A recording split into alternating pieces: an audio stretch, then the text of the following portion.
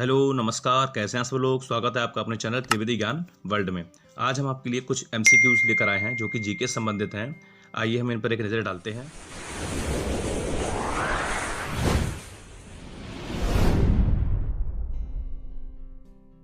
प्रश्न नंबर 1 है, पर्यावरण किससे बनता है। पर्यावरण किससे बनता है। आपके सामने ऑप्शन है। ऑप्शन ए जीवीय घटकों से, ऑप्शन बी भू आकृतियों से, ऑप्शन सी अजैव से, ऑप्शन डी उपयुक्त सभी, ऑल ऑफ दीज। 4 ऑप्शन आपके सामने हैं, इसलिए इसका उत्तर डी सही होगा। चलिए अगले क्वेश्चन तरफ बढ़ते हैं। देखो ये आंसर डी लिखा हुआ है। अगले क्वेश्चन तरफ बढ़ते हैं। प्रश्न नंबर 2 पूछ रहा है कि महाद्वीपीय अलग कैसे हुए। हमारे पृथ्वी पर 7 महाद्वीप हैं, ठीक है, और इन सब के बीच में समुद्र है। यानी कि कहते हैं, आप लोगों ने सुना होगा कि 71% जो आपका अर्थ है वो पानी से ढका हुआ है, यानी समुद्र है। 29% पे आपका स्थल है, जमीन है, और जो कि महाद्वीपों के नाम से जानी जाती है। तो ये 7 महाद्वीप एक दूसरे से अलग कैसे हुए। ऑप्शन ए ज्वालामुखी फूटने से, ऑप्शन बी विवर्तनिक क्रिया से, ऑप्शन सी चट्टानों के बालन और भ्रंशन से, ऑप्शन डी सभी से। ऑप्शन बी इसका राइट आंसर है, क्योंकि हमारे पृथ्वी के अंदर जो टाइटैनिक प्लेट हैं वो खिसकती रहती हैं। उनके खिसकने से पृथ्वी के पृष्ठ में बदलाव आता रहता है। तो इसका आंसर बी सही होगा। चलिए आगे देखते हैं। अगला क्वेश्चन, प्रश्न नंबर 3। देखिए उत्तर भी दिया हुआ है यहाँ पे। अगला देखते हैं क्वेश्चन। प्रश्न नंबर 3, हिंद महासागर और लाल सागर को कौन सी जल संधि जोड़ती है। हिंद महासागर और लाल सागर को कौन सी जल संधि जोड़ती। थोड़ा सा मैं इसको छोटा करने का प्रयास करता हूं, ये अगर छोटा हो जाए तो। हिंद महासागर और लाल महासागर को कौन सी जल संधि जोड़ती है। Option A Bab el Mandeb, option B Hormuz, option C Bosporus, option D Malacca. 4 आपके सामने ऑप्शन दिए, इसमें ऑप्शन ए आपका सही होगा, बाब अल मंदेब। यानी ये बाब अल मंदेब जो है ये एक संधि का नाम है, जल संधि का नाम है। और ये देखिए माध्यम क्या है इसका, हिंद महासागर और लाल सागर को कैसे जोड़ा गया है, तो कोई तो माध्यम होगा। तो इसका माध्यम है नहर, और इस नहर का नाम आपको हम बता दें, आपका सबका जाना पहचाना है, इसका नाम है सुएज। यानी सुएज नहर के माध्यम से हिंद महासागर और लाल सागर एक दूसरे को जोड़े हुए हैं। देखते हैं इसका आंसर। आंसर है बिल्कुल ठीक है। अगला क्वेश्चन है 4, अरब सागर के पानी का औसतन खारापन कितना है। देखिए सागर तो बहुत बड़ा है, कहीं अधिक खारा पानी है, कहीं कम खारा पानी है। यहाँ तक कि जैसे अगर मैं मृत सागर की बात करूँ तो मृत सागर में आपका अगर 1 लीटर अगर आप जल ले लेते हैं तो उसमें कम से कम आपको, 1 सेकेंड मैं थोड़ा सा यहाँ पे करता हूँ, उसमें कम से कम 300 ग्राम आपको नमक मिलेगा। यानी कि इतना खारा है, ठीक है। तो सागर की अलग अलग विशेषताएं हैं सभी सागरों की, लेकिन इन सब का जो एवरेज है, एवरेज आपसे पूछ रहा है। Option A 25 ppt, option B 35 ppt, option C 45 ppt, option D 55 ppt। तो यहाँ पे आपका बी आपका राइट है, 35 ppt। अगला क्वेश्चन, क्वेश्चन नंबर 5, बलन क्रिया किसका परिणाम है। बलन क्रिया किसका परिणाम है। महादेशजनक बल, भूविक्षेपीय बल, पर्वत निर्माणकारी बल, बहिर्जात बल। इन 4 में से कौन सा आपका ठीक होगा। आइए आंसर देख लेते हैं। आंसर है आपका सी, यानी कि ये आपका आंसर सही हुआ, पर्वत निर्माणकारी बल। अगला क्वेश्चन देखते हैं, क्वेश्चन नंबर 6, निम्नलिखित में से कौन सी अक्षांशीय रेखा भारत को 2 भागों में बांटती है। निम्नलिखित में कौन सी अक्षांशीय रेखा भारत को 2 भागों में बांटती है। तो इसमें आपके सामने 4 ऑप्शन है, मैं सीधा आंसर इसका दे देता हूं। ऑप्शन बी कर्क रेखा। कर्क रेखा भारत के लगभग बीच से होकर के गुजरती है, और इसके बारे में एक छोटी सी युक्ति है, हाँ मैं आपको बताना चाहूंगा। इसका एक लॉजिक है, क्या है कि मित्र पर गमछा झार, मित्र पर गमछा झार, गमछा झार, झार, ठीक है। ये सीधा है, मैं यहाँ पे भले पूरा ना लिख पाऊँ लेकिन मैं फिर भी आपको समझाने का प्रयास करूंगा। मित्र पर गमछा झार, ये भारत के लगभग 20 से होकर के गुजरती है कर्क रेखा। तो जब 20 से होकर गुजरती है तो जाहिर सी बात है राज्यों से होकर गुजरती होगी। तो कितने राज्यों से होकर गुजरती है? इनकी संख्या है 8। और ये राज्य कौन कौन से हैं वो आप इस ट्रिक के माध्यम से इनका नाम याद रख सकते हैं।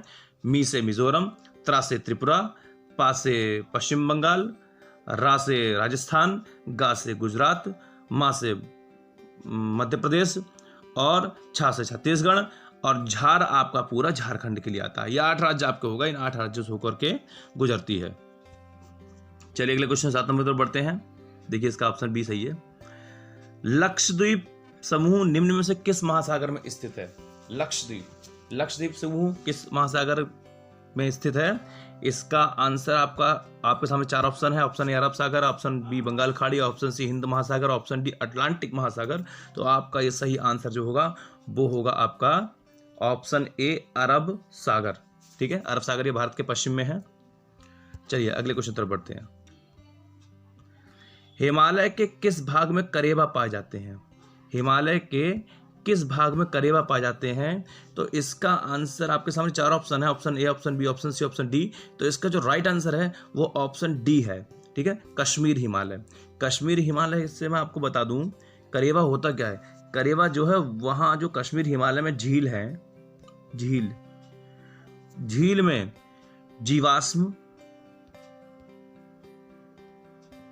जीवाश्म और एक प्रकार की घास, कोई घास है, ठीक है, इससे मिलकर एक निक्षेप तैयार होता है। इससे मिलकर एक निक्षेप तैयार होता है। मैं यहां लिख देता हूं निक्षेप। ठीक है, और एक सेकेंड, निक्षेप। ठीक है, इससे मिलकर एक निक्षेप तैयार होता है। यह निक्षेप ही करेबा कहलाता है। और इस करेबे का यूज जो है वहां पर केसर है, आपका केसर है। ठीक है, केसर, बादाम,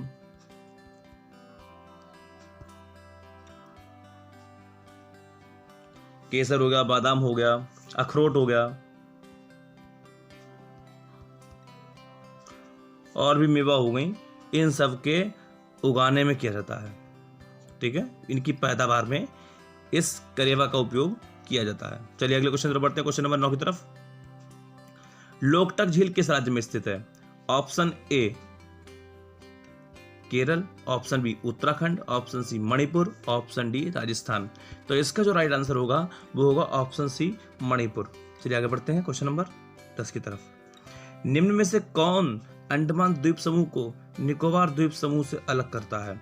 इनमें से कौन अंडमान द्वीप समूह को निकोबार द्वीप समूह से अलग करता है? आपने अंडमान निकोबार का नाम सुना होगा, और अंडमान निकोबार का नाम सुन करके आपके दिमाग में काला पानी की सजा भी आ रही होगी, जो कि अंडमान द्वीप पर है, जहां पर अंग्रेज भारतीयों को ले जा करके सजा देते थे। ये एक ऐसा द्वीप था जिस जेल में ले जा करके कैदियों को बंद किया जाता था, वहां से कोई निकल के भाग नहीं सकता था क्योंकि चारों तरफ समुद्र था। ठीक है, ये उसी अंडमान निकोबार की बात हो रही है। तो option A 11 degree channel, option B Mannar की खाड़ी, option C 10 degree channel, option D Andaman सागर। तो आपका जो ऑप्शन होगा यहाँ पे सही होगा जो बिल्कुल वो होगा ऑप्शन सी 10 डिग्री चैनल। ये चैनल क्या है? 10 डिग्री चैनल का मतलब है 10 डिग्री अक्षांश। ठीक है, 10 डिग्री अक्षांश, चैनल से तात्पर्य यही है, 10 डिग्री अक्षांश। ठीक है, चलिए अगला क्वेश्चन देखते हैं, क्वेश्चन नंबर 11। निम्न में से किस पर्वत श्रेणी में दोद्दा बेटा चोटी स्थित है? निम्न में से किस पर्वत श्रेणी में दोद्दा बेटा चोटी स्थित है? ए नीलगिरी, बी अन्नामलाई, सी कार्डमम श्रेणी और डी नल्लामला श्रेणी। तो यहाँ पे आपका ऑप्शन ए बिल्कुल सही हो जाएगा, नीलगिरी श्रेणी। नीलगिरी श्रेणी पर ही दोद्दा बेटा चोटी स्थित है, याद कर लीजिएगा। और हाँ, साथ ही साथ आप लोग नोट करते हुए भी चलिए, क्योंकि ये सारे इंपॉर्टेंट क्वेश्चंस हैं। इनको जब तक नोट नहीं करेंगे तो ऐसे पढ़ने से कोई फायदा नहीं होगा कि आप सुनेंगे और कल को भूल भी सकते हैं। जब आप कहीं किसी कॉपी पर नोट कर लेंगे तो आपको ये याद रहेंगे। निम्न में से किस नदी को बंगाल के शोक के रूप में जाना जाता है? बंगाल का शोक बताने की जरूरत मुझे लगती नहीं है, फिर मैं बता देता हूँ। बंगाल का शोक बहुत ही सिंपल क्वेश्चन है। Option A Gandak, option B Kosi, option C Son, option D Damodar. तो सीधी सीधी बात है कोसी। ये कोसी नदी जो है ये बंगाल का शोक है। क्यों? क्योंकि हर बार जब इसमें पानी का स्तर बढ़ता है तो ये अपना रास्ता बदल लेती है, पता नहीं कब किस गाँव को काट दे। ठीक है, इसीलिए इससे भारी तबाही होती है। जनहानि भी होती है, संपत्ति हानि भी होती है, इसीलिए इसको बंगाल का शोक कहा गया है। निम्न में से कौन सी नदी भ्रंश घाटी से होकर बहती है? Option A Son, option B Yamuna, option C Narmada, option D Luni. इनमें से कौन सी नदी भ्रंश घाटी से होकर बहती है? तो आइए यहाँ पर इसका देख लेते हैं आंसर। आंसर इसका सी ठीक है, नर्मदा नदी। ठीक है, चलिए आगे बढ़ते हैं अगले क्वेश्चन तरफ। अगला क्वेश्चन है नंबर 14। अंग्रेजी ईस्ट इंडिया कंपनी को बंगाल, बिहार तथा उड़ीसा की दीवानी का अनुदान 765 ईस्वी में किसके साथ हुई संधि से प्राप्त हुआ था? Option A Mir Qasim, option B Shah Alam द्वितीय, option C Sirajuddaula, option D Francis Joseph Dupleix. तो यहाँ पे आप चूंकि आंसर देख चुके हैं, ये ऑप्शन बी आपका सही होगा, शाह आलम द्वितीय। अगले क्वेश्चन तरफ देखते हैं, क्वेश्चन नंबर 15। अलीनगर की संधि पर कब हस्ताक्षर हुए? अलीनगर की संधि पर कब हस्ताक्षर हुए? तो इसका जो आंसर होगा आपका ऑप्शन नंबर सी, फरवरी 1757 में, यानी कि फरवरी 1757 में। चलिए आगे बढ़ते हैं क्वेश्चन। निम्न में से किसने अपनी राजधानी मुर्शिदाबाद से मुंगेर स्थानांतरित की? निम्न में से किसने अपनी राजधानी मुर्शिदाबाद से मुंगेर स्थानांतरित की? यहाँ पर क्वेश्चन में क्या पूछा था कि मीर कासिम ने अपना दरबार कलकत्ता से और किस स्थान पर स्थानांतरित किया था। और यहाँ पर क्वेश्चन है कि किसने अपनी राजधानी मुर्शिदाबाद से मुंगेर स्थानांतरित की। तो आपके सामने 4 ऑप्शन हैं और इनमें ऑप्शन कौन कौन से हैं? Option A Sirajuddaula, option B Ali Vardi Khan, option C Mir Jafar, option D Mir Qasim. तो आपका जो सही आंसर होगा ऑप्शन डी मीर कासिम। ठीक है, कौन सा ऑप्शन होगा आपका? मीर कासिम। नोट कर लीजिएगा इसको अच्छे तरीके से। अगला क्वेश्चन है क्वेश्चन नंबर 18। भारत कब एक संप्रभु गणराज्य बना? बहुत इजी क्वेश्चन है, पिछले कई दिनों से हम इस पर चर्चा भी कर रहे हैं। कुछ खास नहीं है इस क्वेश्चन में, बहुत इजी क्वेश्चन था। आपके सामने 4 ऑप्शन हैं। ऑप्शन ए 25 अगस्त 1950, ऑप्शन बी 26 अगस्त 1947, ऑप्शन सी 26 जनवरी 1950, ऑप्शन डी 26 जनवरी 1948। तो सीधा सीधा आंसर यहाँ पर क्या है आपके सामने, बताइए? सीधा साधा ऑप्शन आपके सामने है 26 जनवरी 1950। इसी दिन हम गणतंत्र दिवस मनाते हैं। क्यों?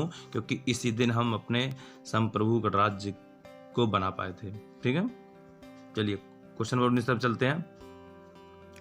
भारतीय पुरातत्व पर्यवेक्षण का गठन किसने किया था? भारतीय पुरातत्व पर्यवेक्षण का गठन किसने किया था? आपके सामने 4 ऑप्शन है। Option A Alexander Cunningham, option B William Jones, option C James Burgess, option D N P Chakravarti. तो आपके सामने 4 ऑप्शन है। सीधा सा आपका जो जवाब होगा वो होगा Alexander Cunningham. Option A Alexander Cunningham. चलिए आज का लास्ट क्वेश्चन देखते हैं। मौर्य काल में माप और तौल का अध्यक्ष था। मौर्य काल में माप और तौल का अध्यक्ष था। ऑप्शन ए संस्थाध्यक्ष, ऑप्शन बी लवानाध्यक्ष, ऑप्शन सी शुल्काध्यक्ष, ऑप्शन डी पोतवाध्यक्ष। ठीक है, 4 ऑप्शन आपके सामने हैं। आइए देखते हैं इसका कौन सा आंसर होगा। ऑप्शन नंबर डी पोतवा अध्यक्ष, ये इसका सही आंसर है। ऑप्शन नंबर डी, ये जो है मौर्य काल में माप और तौल का अध्यक्ष था। चलिए आज का वीडियो यहीं तक है। आप लोग एक बार कमेंट सेक्शन में जरूर बताइएगा कि आपको आज का वीडियो कैसा लगा। और हाँ, अगर आपको वीडियो अच्छा लगे तो आप इसको लाइक कीजिएगा, हमारे चैनल को सब्सक्राइब करिए, लोगों तक शेयर कीजिए, बेल आइकन जरूर दबाइए जिससे कि आपको नए नए वीडियो के नोटिफिकेशंस मिलते रहें। आप हमारा साथ देते रहिए, हमें मोटिवेट करते रहिए, हम आपके लिए एक से एक बढ़िया बेहतरीन वीडियो बनाकर लाते रहें। आज के लिए इतना ही, तब तक के लिए नमस्कार, जय हिंद, जय भारत।